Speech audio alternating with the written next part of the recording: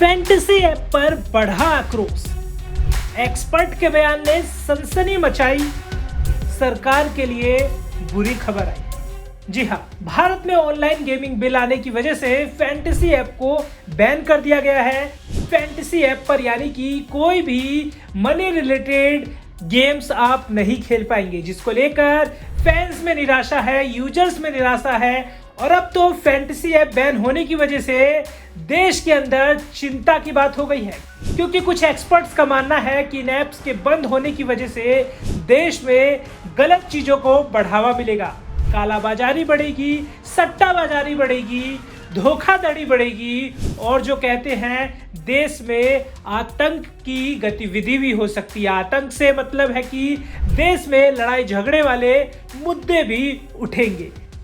Fantasy विशेषज्ञ का कहना है कि जिस तरीके से लोग जो थे, यूजर्स जो थे, वो फैंटेसी ऐप पर गेम खेलकर पैसा कमाते थे, लेकिन अब तो फैंटेसी ऐप पर किसी भी तरह के पैसे से जुड़े हुए गेम को नहीं खेल पाएंगे। इसकी वजह से जो यूजर्स हैं वो दूसरे प्लेटफॉर्म पर जा रहे हैं, वो दूसरे रास्ते को तलाश कर रहे हैं। ऐसे में अब डायरेक्ट जो फिक्सर्स हैं उनके साथ आम लोगों की भी डील होगी, क्योंकि जो फैंस थे उनको अब फैंटेसी ऐप की आदत लग गई है। उन्होंने अपनी आमदनी के लिए फैंटेसी ऐप का जरिया बनाया हुआ था, लेकिन अब वो आमदनी नहीं हो रही है। ऐसे में कुछ एक्सपर्ट्स ने यह दावा किया है कि इंडिया के अंदर जो सट्टाबाजारी है वो अब बढ़ जाएगी। लोग सीधे अब सटोरियों के पास जाकर भी जुआ खेलने लगेंगे। ये फैंटेसी विशेषज्ञों का बयान है। आपको बता दें, जो हाल ही में एक मुंबई के एक्सपर्ट ने बयान दिया है और इस बयान के अंतर्गत ये पाया गया,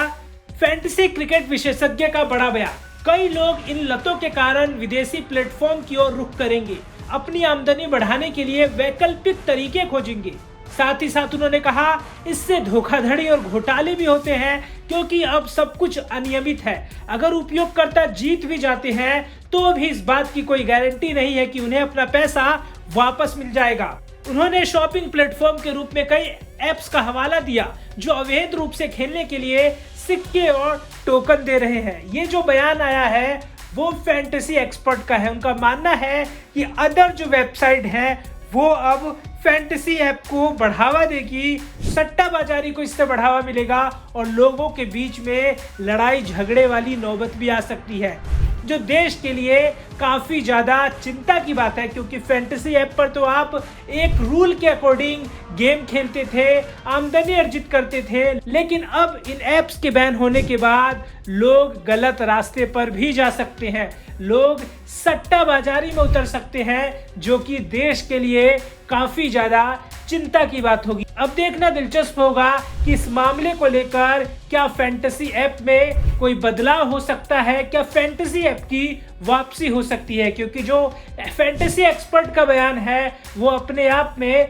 चौंकाने वाला है।